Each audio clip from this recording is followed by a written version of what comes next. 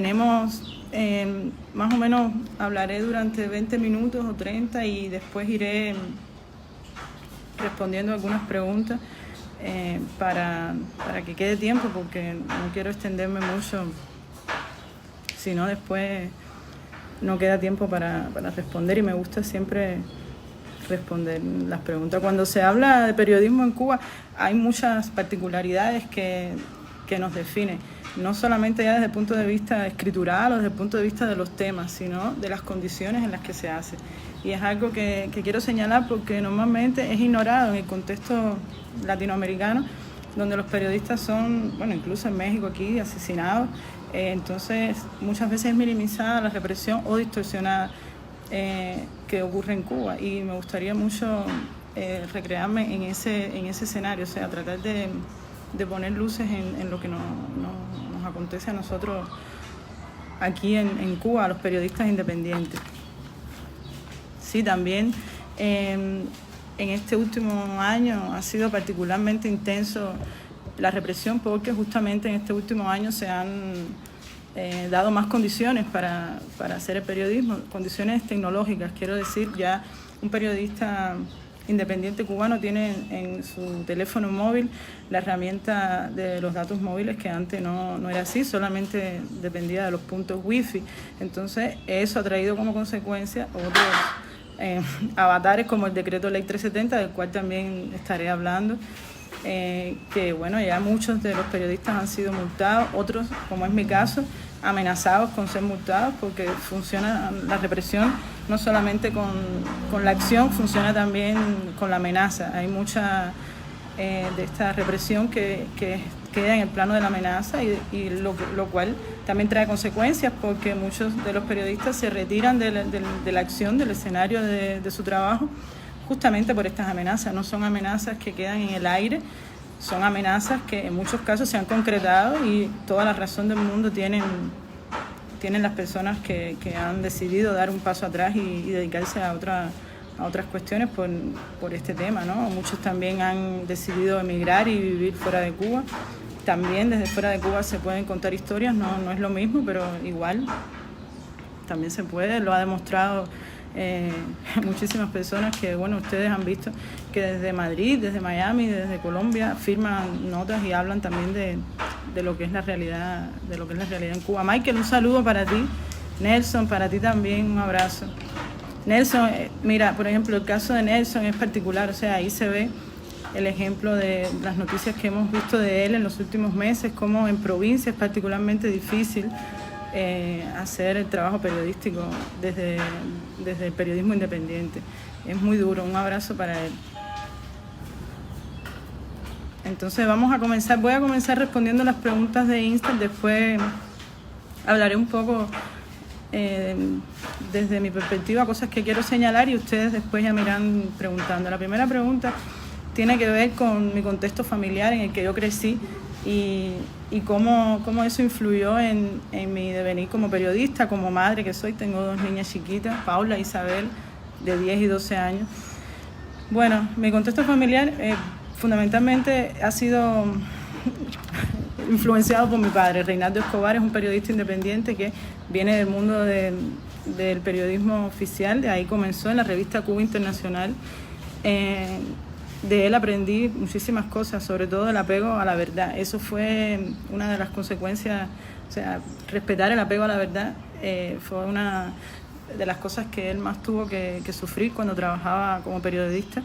En el afán de lograr eso, cambió de la revista Cuba Internacional, que tenía una proyección hacia el extranjero, hacia Juventud Rebelde, un medio nacional que supuestamente ya debía reportar temas de Cuba y más apegado a la realidad. Y ahí también tuvo problemas con los editores que bueno, nunca fueron transparentes a la hora de eludir algún texto de él, pero al final terminó en la expulsión de él del periódico y bueno, la separación de todo lo que tiene que ver con el periodismo que se hace desde la oficialidad.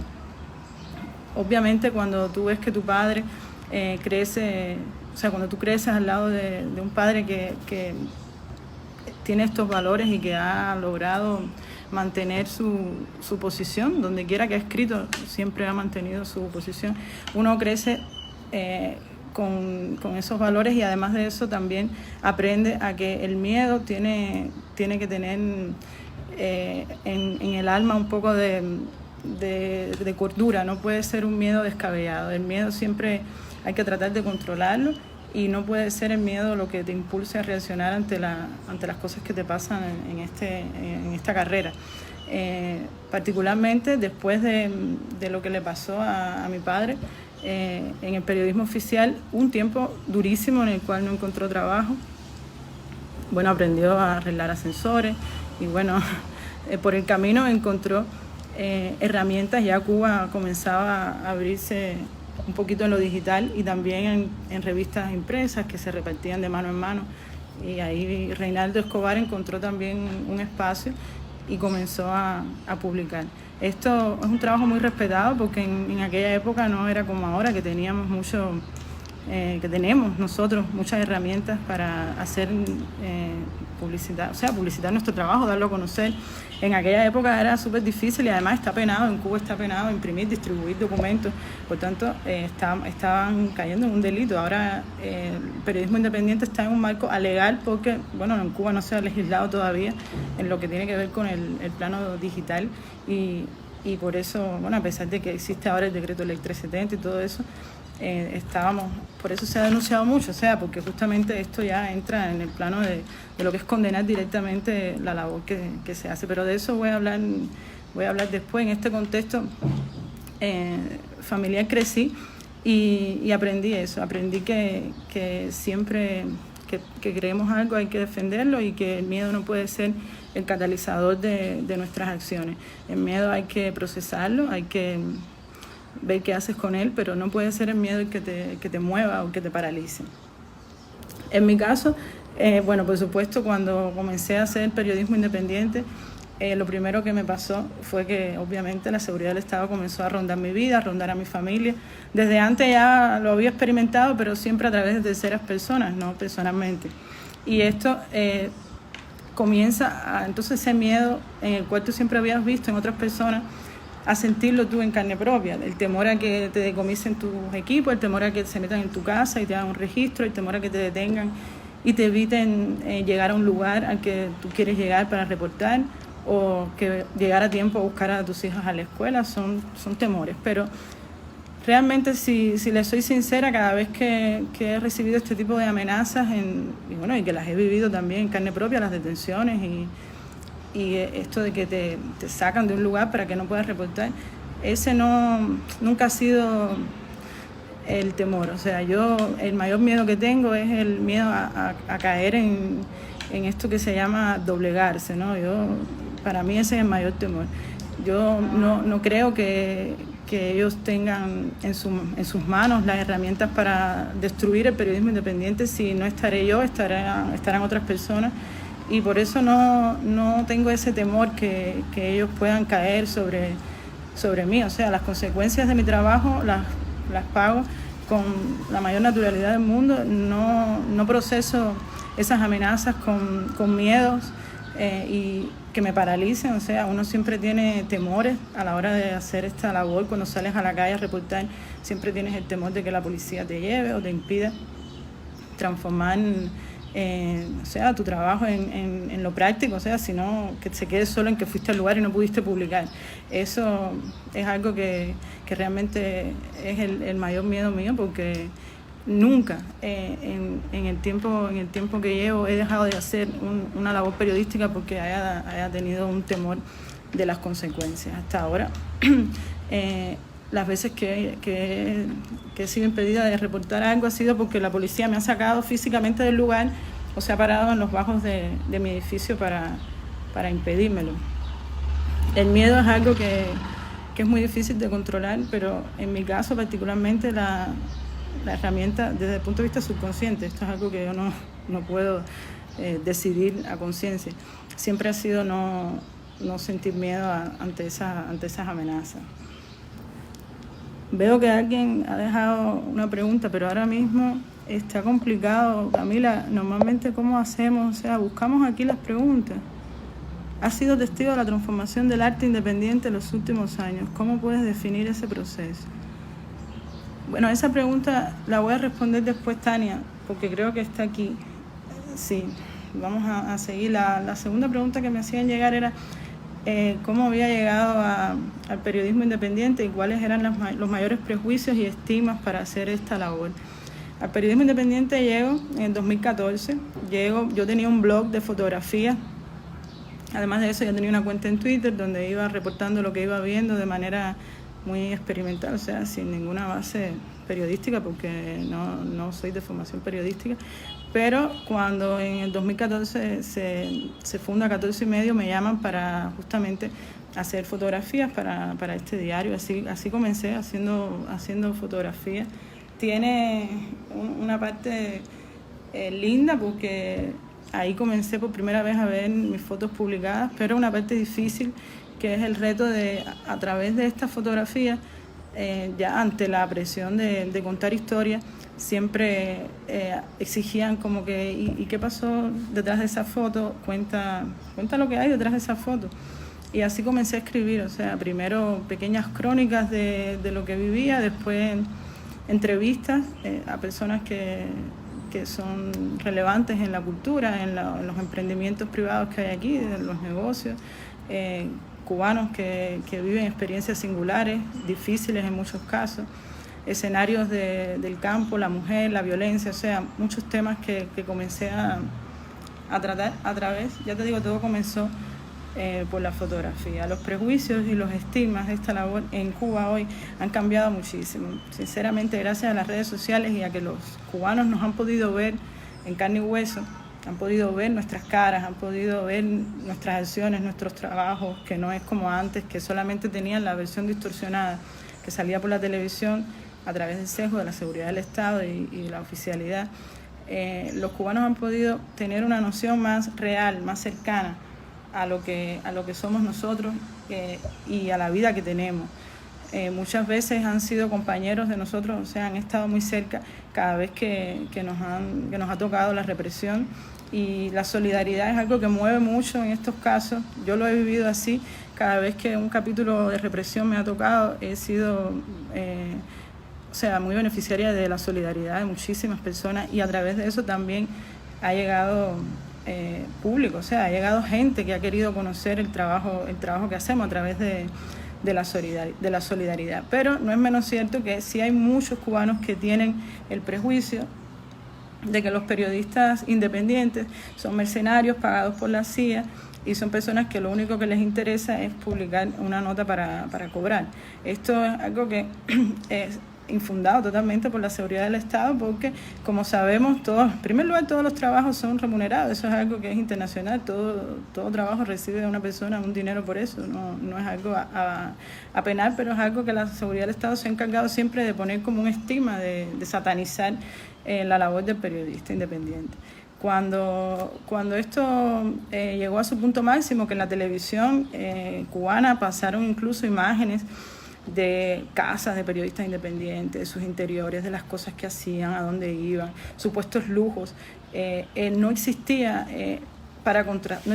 el otro lugar para contrastar, era solamente la versión de la seguridad del Estado. Hoy se mantiene esta tendencia de la seguridad del Estado de desacreditar, pero está también la parte en la que nosotros contamos nuestras historias, y el cubano es muy, muy listo, y cuando ve los dos escenarios y compara, sabe muy bien con qué quedarse, y muchos han estado del lado de nosotros. Lamentablemente sí influye, por ejemplo, para las fuentes. Cuando uno va a consultar fuentes del tipo de un emprendedor, por ejemplo, como el caso que ponía ahorita, para un trabajo periodístico de cómo les va, por ejemplo, a raíz del escenario del deshielo, cuando el acercamiento entre Estados Unidos y Cuba, muchísimos tuvieron temor de dar testimonios porque las consecuencias que va a traer, dar una declaración a la prensa independiente. Pero eso es algo que ha ido cambiando poquito a poco, ha costado. Muchos tienen temor de que le manipulen su entrevista, su declaración, o que el hecho simple de que salga su nombre en un artículo de la prensa independiente pueda ser objeto después de censura, de una visita de la seguridad del Estado, alguien que nunca ningún emprendedor quiere, porque obviamente están cuidando su negocio, pero es algo con lo que hemos tenido que lidiar, ¿no? O sea, eso de eres periodista independiente, darte una declaración a ti puede ser costoso. Contra eso lo único que hay es el trabajo, respetar siempre el trabajo, respetar la declaración que te da la persona que se atreve a romper ese estigma, y cuando la constancia del trabajo se ve reflejado en el medio para el que trabajas, después cuando tú dices yo soy periodista de tal medio, en este caso 14 y medio, muchas personas ya pueden valorar el tipo de periodismo, de profesionalidad con la que se hace la labor esta, y bueno, ya decidirá si dar la declaración o no, pero creo que es importante trabajar en ese sentido de respetar siempre el enfoque de lo que te quiere decir el entrevistado y ser fiel a eso, a ese mensaje que él quiere dar, porque después muchísimas veces que ellos han sentido que sus palabras han sido traicionadas, sencillamente después no quieren más colaborar con los medios, y es un mal precedente. Por eso yo siempre digo, hay que ser fiel. Cuando un entrevistado te dice algo, no puedes coger sus palabras y torcerlas para demostrar un punto, sino tratar de reflejar. Ese es el trabajo del periodista, reflejar lo más posible, o sea, mientras más fiel, mejor. Porque se trata de eso, o sea, el periodismo al final es contar una historia tal, o sea, de la mejor manera, y la mejor manera es siendo fiel. En este caso, si una persona te da una declaración, está mal manipularla, ¿no? Vamos para la tercera pregunta que me han dejado por aquí, que dice: ¿cómo haces para lidiar con el trabajo y la familia a pesar de los riesgos? Bueno, imagínate, los riesgos siempre van a estar ahí. Uno trata siempre de hacer planes, ¿no? Cuando por ejemplo, voy a salir a reportar, siempre le aviso a la familia más cercana, en este caso mi padre, la abuela de mis hijas, porque son personas que siempre están apoyándote para esto. Siempre trato de tener el teléfono cerca para si hay que mandar un mensaje. La seguridad del Estado, por suerte, son personas muy fáciles de identificar, ellos todos se visten igual, y siempre que viene uno para arriba de uno sabe, ahí viene, y ya mandas tu mensaje y puedes salvarte, ¿no? Por ejemplo, lo más reciente que me ha ocurrido desde esa perspectiva de que te cambian los planes fue cuando, después del tornado, a los meses del tornado, me llamaron unos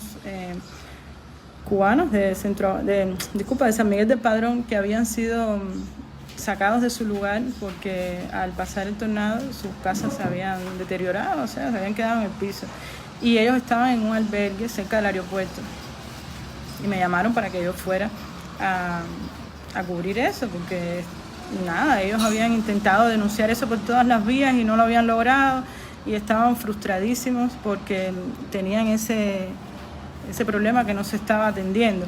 Y bueno, yo agarré, preparé todo, llamé a la familia: oye, voy a hacer esto, y las niñas estaban en la escuela ese día. Y bueno, nada, llegar allí, y prácticamente desde que puse un pie ahí estaba en alerta todos los custodios, todas las personas de ahí, llamaron a la policía, y después ya yo había hecho las entrevistas por suerte, pero me llevaron para una unidad de policía, y el señor de la unidad decirme que yo no tenía carnet de periodista, que yo no podía hacer eso, que para hacer eso yo necesitaba tener una credencial de periodista. Es algo que nos afecta, por supuesto. O sea, en Cuba el ejercicio del periodismo no está, el periodismo independiente no está registrado. O sea, no hay una manera de ir a un lugar y tener una credencial de periodista de 14 y medio. Entonces esto nos vuelve vulnerables ante este tipo de personas que al final supuestamente están haciendo su trabajo. Él es un policía que está velando porque la seguridad de esos albergados se respete, pero le explico que en el contexto cubano los periodistas independientes no tienen la manera de estar legales en un lugar, y que de todas formas es totalmente legítimo que se cuenten esas historias, porque en el Granma y en Juventud Rebelde nunca se van a contar esas historias. Entonces eso es un vacío legal que hay, y que yo creo que por el momento lo que va a ocurrir no es que eso se va a aflojar para que tengamos nosotros, los periodistas independientes, una credencial, sino que al contrario, van a venir leyes más fuertes para controlar el ejercicio del periodismo independiente. Al final ese día, después de varias horas detenida, ya en las redes se había creado toda una atmósfera de solidaridad con la etiqueta Soy Luz o algo así, porque al final estos eventos, como dije ahorita, generan mucha solidaridad. Y bueno, nada, no pasó de 4 horas o 5 horas detenida, pude llegar aquí a la casa temprano, ya las niñas habían sido recogidas en la escuela por la familia. Esto siempre es un apoyo importante, que la familia te apoye. En este caso soy una privilegiada. Muchas colegas, como por ejemplo el caso de Camila Costa, tienen una situación complicada con la familia que no la apoya en estos casos. Eso es difícil para un periodista independiente en Cuba, tener hostilidad también en el ambiente familiar. Es terrible, porque además lo primero que hace la seguridad del Estado es explotar eso, explotar el ambiente hostil que son capaces de generar y crear discordias y fomentar eso. O sea, es triste porque bueno, ya sabemos, la división familiar es algo que han tomado como una pieza en su juego político, pero en el caso de nosotros los periodistas independientes nos vuelve frágil, porque sobre todo si eres madre de 2 niñas, si no tienes una persona que te apoya, corres el riesgo de que tus hijas se queden desprotegidas en un momento determinado, ¿no? Y bueno, en este caso lo más importante siempre es crear redes, ¿no? En el caso de que no tengas a la familia de apoyo, buscar amigos que te puedan servir de apoyo, porque siempre que estás en una unidad de policía, por ejemplo, detenida, necesitas una persona que haga presión por ti, que lo comunique al medio para el que trabajes o en las redes sociales para poder salir de esta situación, porque hemos comprobado a través de muchos años que la presión sí funciona. O sea, ellos no viven de espaldas a las redes sociales, ellos están pendientes de lo que ocurre ahí, y en dependencia de cómo se mueva el asunto, ellos reaccionan de una manera o de otra. O sea, es algo que a nosotros nos ha servido de muchísimo, o sea, una herramienta muy útil para hacer denuncias, no solamente de nuestro trabajo, sino de este tipo de actos que nos impiden hacer nuestra labor. La otra pregunta que me han dejado tiene que ver con el decreto ley 370, que me preguntan si es un retroceso. Por supuesto, claro, es un retroceso, pero si no es algo que afecte solamente al periodismo independiente, sino también a los ciudadanos, o sea, a las personas que quieren denunciar que en su barrio no hay agua o que quieren denunciar un atropello.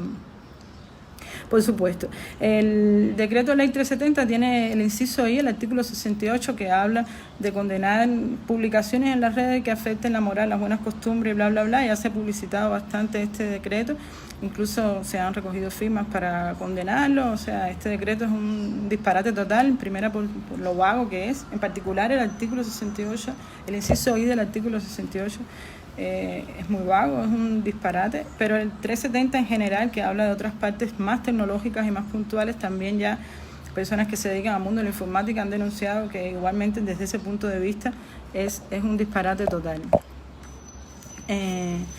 Pero de lo que querían que hablara particularmente tiene que ver con que se afecta también al ciudadano, y por supuesto que lo afecta. Estamos viendo consecuencias ya. Hemos reportado, por ejemplo, en 14 y medio esta semana que pasó, el caso de un enfermero que por sus publicaciones en Facebook y por artículos que ha compartido, ni siquiera son artículos que él ha escrito, artículos que ha compartido, ha sido expulsado de su trabajo. Hemos recibido testimonios a través de él, de otros colegas que han sufrido la misma represión, incluso estudiantes también que han pasado por eso, por el simple hecho de publicar en Facebook una novedad que ocurre en su barrio, o denunciar algo que ha ocurrido en su comunidad, o compartir una noticia En el caso de él también le achacaban haber compartido memes que eran que se burlaban de dirigentes, ¿no? Que de Che, de Fidel particularmente. Y bueno, el hombre al final fue presionado de tal manera que se vio obligado a pedir la baja de su centro laboral. Él era enfermero del oncológico. El oncológico es famoso por ese tipo de situaciones. Ahí está el caso también de Oscar Casanela, que había sufrido algo similar un tiempo atrás. En ese hospital él denunció también otros atropellos que recibió, depresiones que su familia se vio afectada. Por ejemplo, la esposa de él, que también sin haber participado en estas publicaciones había sido involucrada, y él al final también terminó separándose de su esposa. O sea, una tragedia familiar y laboral por el simple hecho de compartir en las redes sociales. A él en particular no le aplicaron el 370, pero bueno, forma parte del expediente que le llevaron. O sea, le dijeron, mira, aquí tenemos este expediente, podemos multarte, podemos expulsarte, podemos hacer esto, lo otro. Le pintaron un escenario y al final, bueno, nada, tuvo que tomar esta decisión. Pero en el caso de los ciudadanos que han sido multados por el simple hecho de compartir estas publicaciones, es como un escarmiento. Ellos lo hacen para que sirva de ejemplo, para que otros cubanos no se atrevan a publicar en las redes sociales, a compartir. Ellos le tienen terror, ahora que ya es una herramienta que está cada vez en manos de más personas, le tienen terror a lo que pueda ser convocado.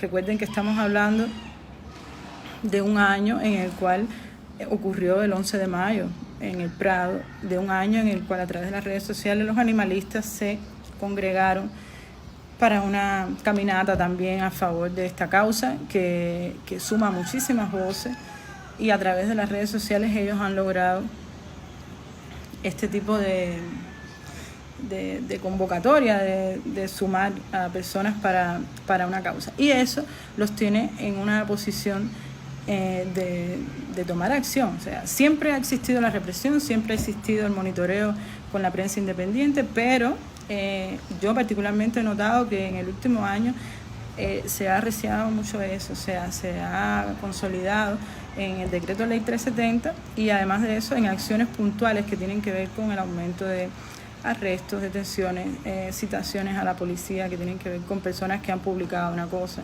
que ellos particularmente les molesta, y vienen y te lo dicen así: este artículo que publicaste. Me parece que, o sea, a cuestionar el trabajo que uno hace como si ellos tuvieran en la mano la verdad, ¿no?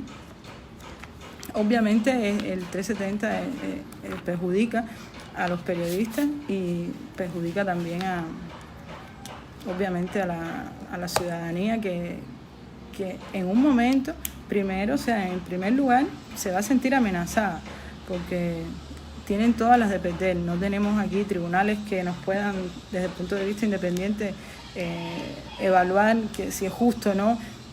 ¿Quién determina qué son las buenas costumbres y la moral? ¿Dónde está esa persona? ¿Dónde están las pautas? No existen, es tan vago que al final lo único que pretende es sembrar ese miedo para que la gente se limite a la hora de publicar. Hola María, ¿cómo estás? Etexa, siempre portándose mal. ¿Qué te pasó? ¿No te dejó comunicarte? Un abrazo para ti, María. Tenemos la sexta pregunta, que dice: si consideras que sea una práctica ciudadana responsable, ¿qué consideras que sea una práctica ciudadana responsable hoy en el contexto cubano?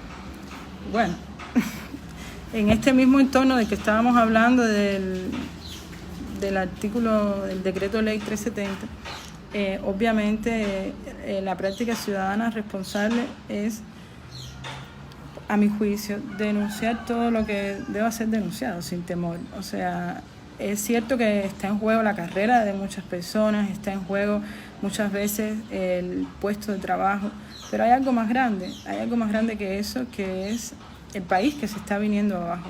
Y yo no creo que podamos darnos el lujo de seguir anteponiendo nuestro pedacito de tierra, salvar nuestro pedacito de familia, nuestro pedacito de casa, nuestro pedacito de seguridad, y poniendo en riesgo Cuba completa. O sea, yo creo que va siendo hora de poner por delante los intereses más grandes que tienen que ver con que este país salga adelante. Y yo creo que, en primer lugar, denunciar lo que está mal y compartirlo, y si nos moviliza a todos, movilizarnos sin temor, sin ese freno que pone siempre qué nos puede pasar si salimos a la calle. O sea, para mí fue muy importante lo que pasó el 11 de mayo, sinceramente es algo que siempre he dicho en las redes sociales, porque fue algo tan natural que de manera totalmente espontánea se prendió la chispa de que hay que estar en Prado, y ahí se estuvo. Ahí hubo personas que arriesgaron mucho para llegar ahí, pero llegaron y se dio la marcha, y bueno, ocurrió lo que ya todos sabemos, de al final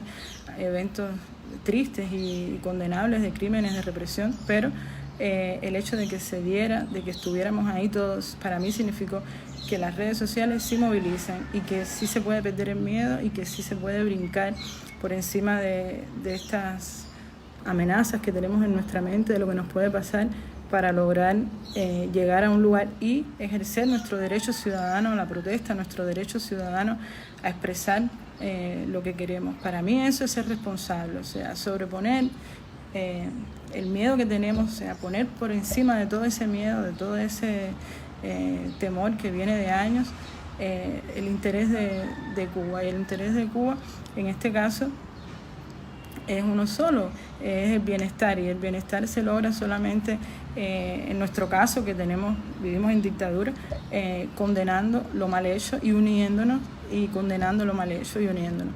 Si mañana tenemos una causa, que es la libertad de expresión, tenemos que estar unidos por eso. Si mañana tenemos una causa que es la libertad en general, tenemos que estar unidos. O sea, siempre que una convocatoria nazca en el seno de la ciudadanía, la responsabilidad debe ser apoyar eso, sobre todo porque Cuba lo necesita, y no creo que sea una frase vacía, o sea, creo que es algo que tiene total sentido en este momento. Siempre se habla de que la gente salta cuando le pisan el callo, y justamente eso es lo que nos ha marcado. O sea, muchas personas están en su comodidad y pasan los años y nunca se pronuncian, pero el día que les pasa algo, el día que una familia suya es afectada, ese día sale a protestar, ese día sale y lo condena, y no tiene miedo de que en las redes le pueda pasar algo, y no tiene miedo de ir a prisión porque le pasó a él. Y yo creo que hay que pensar siempre un poquito en que lo que nos pasa a nosotros le está pasando a otra persona, y tratar de unirnos y ser un poquito más grande, ¿no? También es cierto que, por ejemplo, en el caso de los periodistas independientes, sufrimos muchísimo lo que es, además de la represión y el acoso real, el acoso virtual. Por ejemplo, las redes de nosotros están monitoreadas totalmente a través de Messenger. Muchos de nosotros hemos recibido amenazas también recientemente, incluso el caso de Michael Vivero, amenazas de muerte. Muchas veces nos hackean nuestras cuentas para publicar contenido que no es acorde a lo que pensamos, y crear una matriz de opinión distinta en los que nos siguen. También hemos sido víctimas, en el caso de activistas también y periodistas independientes, de que información que hemos publicado nosotros en las redes sociales han sido tomadas por la seguridad del Estado para crear en sus portales que nadie lee, pero que ahí están, matrices de opinión también, chismes, cosas que apuestan siempre por las bajas pasiones. Estas son cosas que siempre han ocurrido, pero que ahora que están las redes sociales activas, se ha multiplicado muchísimo. El acoso telefónico también, hay incluso periodistas que han recibido citaciones por teléfono, algo que es totalmente inaudito, porque se supone que debes recibir un papel en tu casa donde tú puedas ver quién te está llamando, quién te está citando, las razones por las que te está citando. Y este es otro escenario que también afecta mucho, o sea, el plano de la virtualidad. creo que la mejor manera de protegerse de eso, en primer lugar, es no tener nada que esconder, y en segundo lugar es herramientas que hay en internet, muchísimas, para la seguridad digital y evitar que este tipo de cosas ocurran, ¿no? Que sea hackeada nuestra cuenta de Facebook, que sea hackeado nuestro correo electrónico. Es algo que pone muy nervioso a uno, porque uno está trabajando y de pronto recibe una notificación que alguien ha entrado a tu correo y ha cambiado la contraseña. Entonces eso te paraliza, te pone a hacer otras actividades que no te tocan. Y bueno, siempre hay que tratar hay herramientas para eso, o sea, que a veces funcionan, a veces desgraciadamente no funcionan, pero es algo que igual hay que tener en cuenta para que no te distraiga, ¿no? Porque esta es una labor que necesita mucha concentración y estar uno fuerte, y uno no puede dejarse intimidar por estas cosas, pero sí tratar de tener un control desde la tecnología lo mejor que se puede de nuestra seguridad digital. La última pregunta, que tenía que ver con lo que Tania me preguntaba, que el panorama cultural de los últimos años, si se ve un cambio, bueno, ¿qué decirte? Obviamente hay un cambio, Tania. Si a instar también le quería responder esta pregunta que me habían dejado. El control total de los espacios culturales que hay en Cuba terminó cuando comenzaron en los años, no me atrevo a decir un número exacto, pero tiene que ver con 80, 90 pequeños espacios independientes en los cuales ya podía uno ir y ver una exposición al margen de la institución.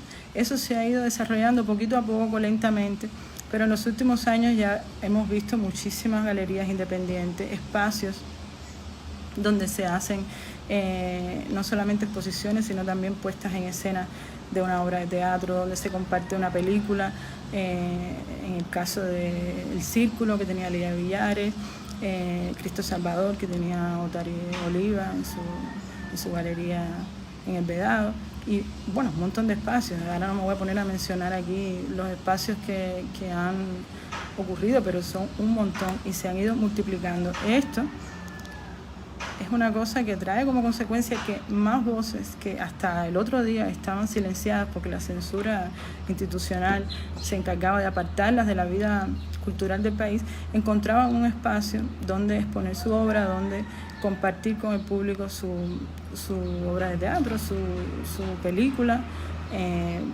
Por ejemplo, en el caso del Círculo, ahí se vio la obra de Miguel Coyula después que fue censurada, para poner un ejemplo, ¿no? Y es algo que en otros tiempos no ocurría. Para mí eso tiene un valor importantísimo, a pesar de los pesares. Muchísimos de estos espacios han sido, por supuesto, acosados por la seguridad del Estado, para también intentar ahí controlar qué se hace, qué no se hace. Y yo creo que es tarea de los que llevan esos espacios no dejarse intimidar, porque justamente lo valioso que tiene ese espacio, que es independiente, es que nadie va a influir en lo que tú decides. Y yo creo que si caes ya en esto de estar aceptando una amenaza de la seguridad del Estado para quitar o poner a un artista, ya estás perdiendo todo el sentido de tu espacio, que es el sentido de que ahí no va a haber censura, de que ahí se va a respetar el criterio de los que lo dirigen.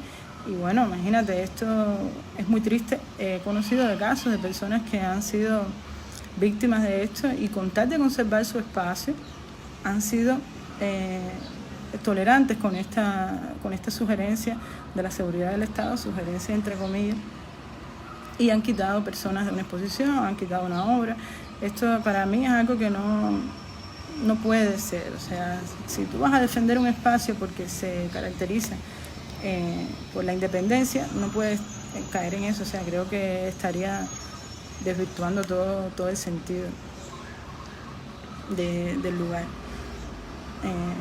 Bueno, esta última pregunta está muy simpática, porque dice que antes, en otros tiempos, por ejemplo el caso de Giovanni, que tenía que una vez disfrazarse para entrar a un debate en la revista Tema, que son espacios institucionales donde supuestamente hay un debate libre, y que, bueno, recientemente yo estuve en uno junto con la periodista Mónica Baró, que también la veo conectada,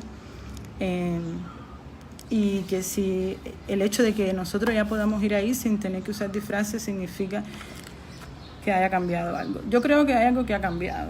Lo que ha cambiado es que ya es como un tornado el hecho de los periodistas independientes. O sea, nosotros estamos ahí, y esto es una labor que le debemos agradecer a todos los que han venido antes. Estamos ahí y nadie nos puede quitar eso. O sea, están nuestras caras, nuestras historias, las cosas que nos han pasado, los textos que hemos publicado, los reportajes que hemos hecho, los premios que han ganado, los que han ganado premios. Esa historia está ahí. Es algo que no pueden ocultar. Y como no pueden ocultar eso, ya silenciarnos así, aplastarnos como una cucaracha, eso ya sería una noticia mucho peor. Antiguamente, o sea, en los años en los que pasaban estas cosas, todavía era muy limitado el acceso de los periodistas a la red, y no había manera de expansivamente, o sea, de una manera amplia, darnos a conocer y tener nuestras historias posicionadas en la virtualidad, o sea, en internet, y que los cubanos lo vean y lleguen a esas historias. Y ahora sí, o sea, ahora hay un contexto en el que esas historias llegan, en que nuestras caras son conocidas, y yo creo que eso es un espacio que nos hemos ganado de los periodistas independientes, el hecho de poder participar en ese debate, que ya sabemos que es un debate controlado, que ya sabemos que es un debate en el que al final... Pero nosotros ese día sí quisimos estar ahí y decir varias cosas en el contexto del periodista Quiñones, que está preso, y denunciar también lo del 370 y el acoso que estamos viviendo. Era algo que queríamos compartir con los colegas que estaban ahí en el panel representando a la prensa. Bueno, ya esta pregunta, estas 7 preguntas que me habían dejado a través de Insta ya las respondí. Puedo ir respondiendo algunas preguntas que me han dejado por ahí. Sí, Tania, Quiñones libre, claro. Marta me pregunta por el periodismo independiente en las provincias. Es algo que cuando saludaba a nuestro colega de Villa Clara señalaba. En el contexto hay 2 cosas. Primero, cuando vamos a hablar de represión y del impacto de la represión del periodismo independiente en Cuba, siempre hay 2 cosas que tienen un peso, ¿no? Tiene que ver con si eres de La Habana o no eres de La Habana, y si tienes visibilidad o no tienes visibilidad. La visibilidad lo cambia todo, porque estamos hablando de que, ya te digo, el gobierno cubano trabaja bajo presión, y si sienten en la red la presión de que pueda tener una consecuencia para ellos, o sea, el hecho de una detención arbitraria, ellos van a responder. Pero vivir en provincia, hacer periodismo en provincia, es algo que ya es sumamente complejo. Estamos hablando casi siempre de contextos donde todo el mundo se conoce, y ya tú eres el periodista independiente, que a donde quiera que vayas te van a señalar. El hecho de que yo soy de Novedad y me voy para Centro Habana, nadie me conoce en Centro Habana, nadie sabe. Pero en un pueblo pequeño, cuando vas a reportar a la calle, ya todo el mundo sabe que eres el periodista independiente, y muchos no te van a dar declaraciones. Igual ahí vas a tener a la seguridad del Estado arriba de ti, te detienen, y obviamente eso no va a tener el mismo impacto gracias a la tecnología. Bueno, hoy por hoy eso ha sido un poquito... o sea, no como otros años donde nos podíamos enterar de que un colega estaba detenido a los 2 días, a los 3 días. Si tenemos rapidez y un poquito de agilidad, en cuanto nos detienen mandamos un mensaje, un tweet, y ya podemos estar informando a los que trabajan con nosotros o a los amigos de lo que está ocurriendo. Pero siempre es un escenario mucho más hostil el reportar desde provincia. Y claro, por supuesto, el estigma del periodista no es lo mismo en la capital que en provincia, eso está claro. Voy a buscar las preguntas que Tania me dice, Camila, que me ha dejado por aquí arriba, deja ver si las encuentro. Mientras, si quieren, vayan... ¿Qué puede hacer ese periodismo independiente? Bueno, mira, esta pregunta está muy interesante. ¿Qué puede hacer ese periodismo independiente para que sea más leído dentro de Cuba? Bueno, muchas de estas páginas de las que estamos hablando, de los diarios independientes, revistas, blogs, están censurados.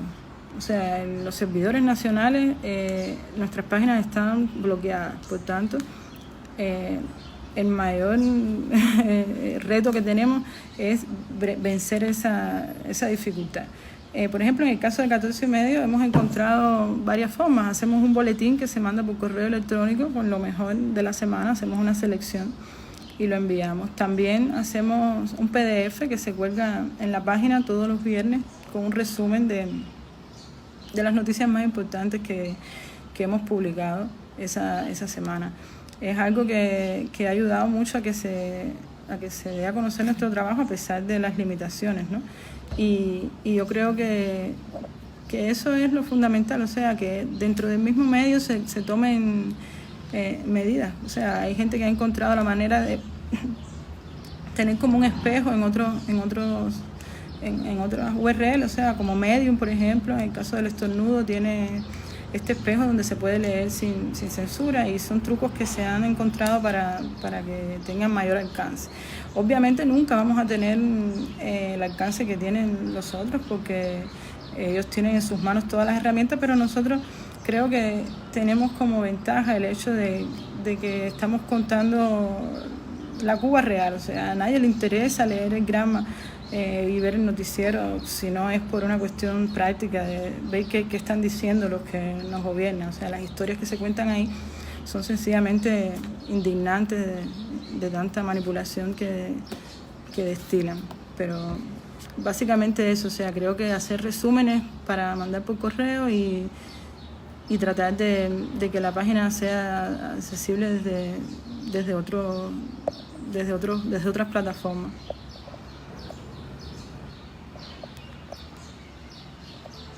A ver, hay varias preguntas. ¿Por qué crees que el periodismo independiente en provincia, ya esa la respondí, a qué adjudicas el ensañamiento con Roberto Quiñones en Guantánamo? ¿Crees que las redes sociales tengan un potencial para el cambio? Ya eso lo comenté también, lo de las redes sociales. El caso de Quiñones, bueno, es lo que decía. Primero, es una persona de provincia. Ya te digo, en provincia siempre ha pasado lo mismo. Hemos tenido esa desgracia de que en provincia esta represión es siempre peor, y no es algo que se pueda, a ver, yo no te lo pudiera evaluar como la matemática, que 2 más 2 es 4. O sea, yo lo que sí percibo es que en el caso de Quiñones se trataba de un castigo para la labor que él estaba realizando, y es como lo de siempre, un escarmiento para que los demás no sigan ese camino, para que veas mira lo que te puede pasar. Es simplemente pura amenaza, y por eso creo que es importante que los periodistas independientes condenemos el encarcelamiento de Quiñones, porque en primera es injusto, porque él estaba simplemente reportando en las afueras de un juicio, algo que tiene todo su derecho, y no creo que deba, o sea, una persona que tiene un sentido mínimo de justicia, creo que deba quedar en silencio ante esta grave violación. Esto totalmente un atropello. El caso de Quiñones es muy triste, porque además en las redes tampoco, a pesar de que muchas voces hemos condenado en su caso, no ha encontrado el alcance que nos gustaría, ¿no? ¿Has tenido la sensación de que a veces las redes sustituyen la realidad? ¿Crees que a veces la gente vive más en las redes? No, las redes, bueno, yo no tengo esa sensación, sinceramente. No es por sobrevalorar las redes, pero en el caso de Cuba particularmente las redes nos sirven de bocina, de plataforma, de voz. Yo no te puedo decir que esto sea algo que sustituya la realidad, al contrario. Las redes sociales son un espejo de la realidad, en el caso de Cuba, y lo que no encontramos en los medios tradicionales, que son los oficiales, lo encontramos en las redes. Gracias a las redes te enteras de una protesta que hubo a raíz de un apagón en Luyanó. Gracias a las redes te enteras de que hubo un tornado que pasó y en el noticiero no dijeron nada. Gracias a las redes se movilizan los cubanos que quieren hacer actos para solidarizarse con los que fueron damnificados del huracán, por poner un ejemplo. Recuerdo que cuando estaba reportando en San Miguel del Padrón, muchísimas voces se unieron y los vi en la calle repartiendo agua, comida, ropa a personas que se habían movilizado a través de las redes sociales. Muchos de nosotros recogimos datos de estas personas afectadas para que les llegara la ayuda directamente a ellos. Todo esto a través de las redes. Sin las redes eso no hubiera sido posible. Por eso yo tengo tremenda estima con las redes sociales. O sea, es algo que para mí ha cambiado totalmente el devenir de lo que tiene que ver con la actividad del cubano, o sea, la actividad diaria. Hoy por hoy, si tú te quieres enterar de lo que está pasando, creo que a través de tus redes vas a tener una herramienta más útil que prendiendo el televisor a las 8 de la noche. Voy a buscar otras preguntas, a ver si da tiempo responderlas. ¿Por qué no existe un periodismo investigativo y cómo se pudiera hacer en estas condiciones? Tania, esa pregunta está complicada. ¿Qué pasa con el periodismo investigativo? El periodismo de investigación se nutre de datos, de cifras, de testimonios, de entrevistas a fuentes que tienen acceso a la información. Por ejemplo, tú vas a entrevistar, tú vas a hacer un reportaje de investigación sobre cómo ha afectado en Moa la fábrica, o sea, los yacimientos que hay ahí, y cómo se explotan esos yacimientos y el impacto que ha tenido en la salud de los habitantes en Moa.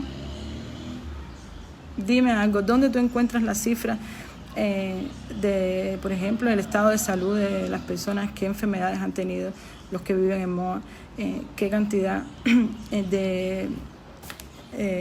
o sea, qué cifras maneja esa industria en esa localidad? Eso no es algo a lo que el periodista independiente tenga acceso y no es algo que se publique en Cuba tampoco. Entonces, como periodista independiente, cuando llegas ahí, lo primero que te piden es una credencial de periodista independiente, por tanto, ya ahí estás excluida de esa investigación.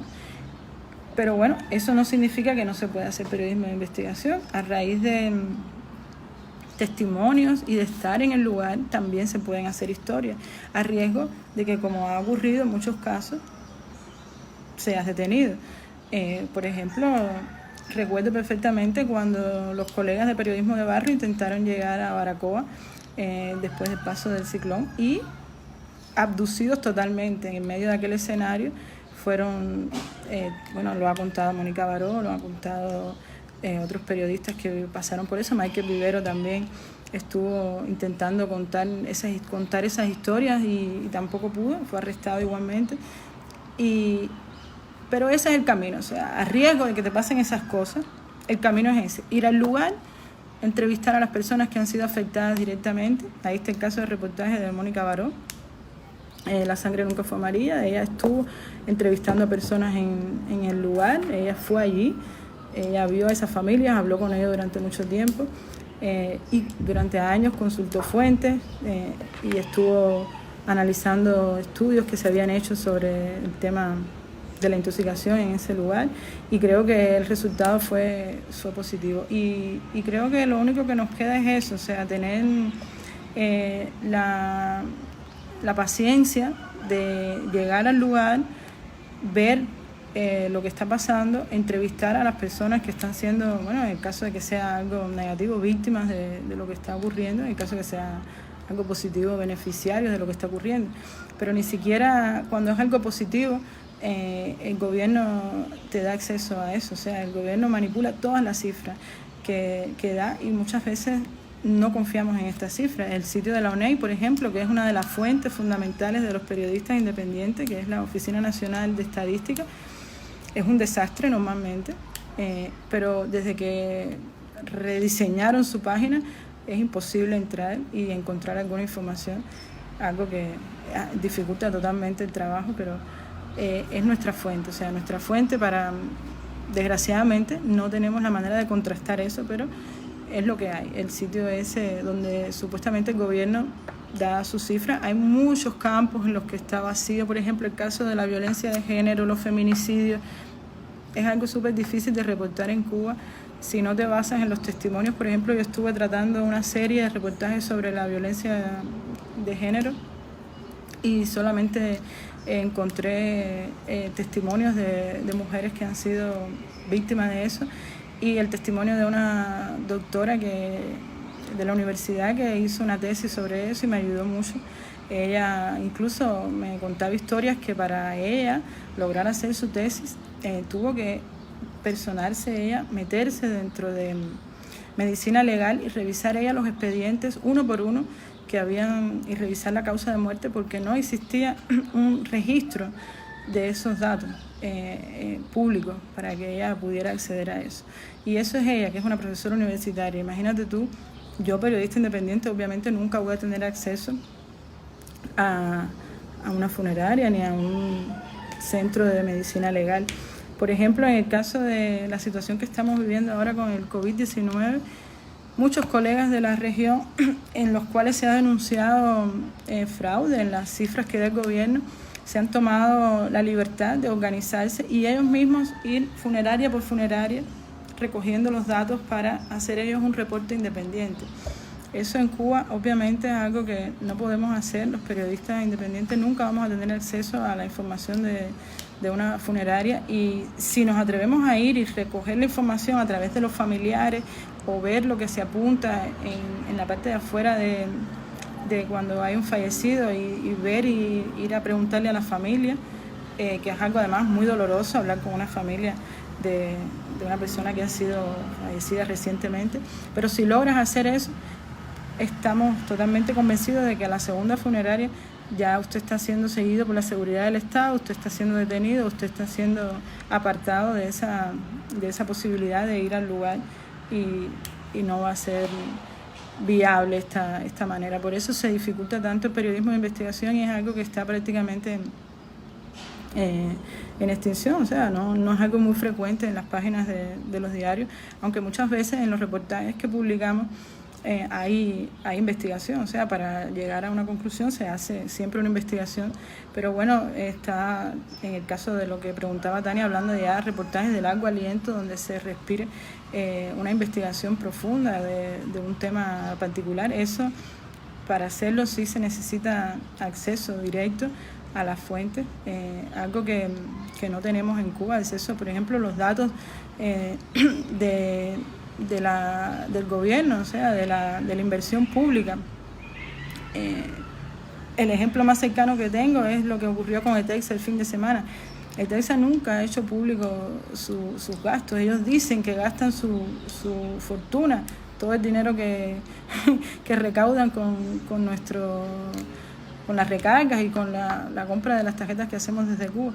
Ellos dicen que con eso invierten en la infraestructura social, la salud, la educación, la alimentación de los cubanos, pero es algo que ellos no han publicado, es algo que a mí no me consta. Nunca he podido acceder a una información así pública donde se diga que ETEXA recibió tantos millones y gastó tantos millones en el gasto público. Entonces, ¿cómo puedes saber tú que ETEXA está diciendo la verdad? Obviamente, mira cómo se están riendo todos, porque eso es un disparate.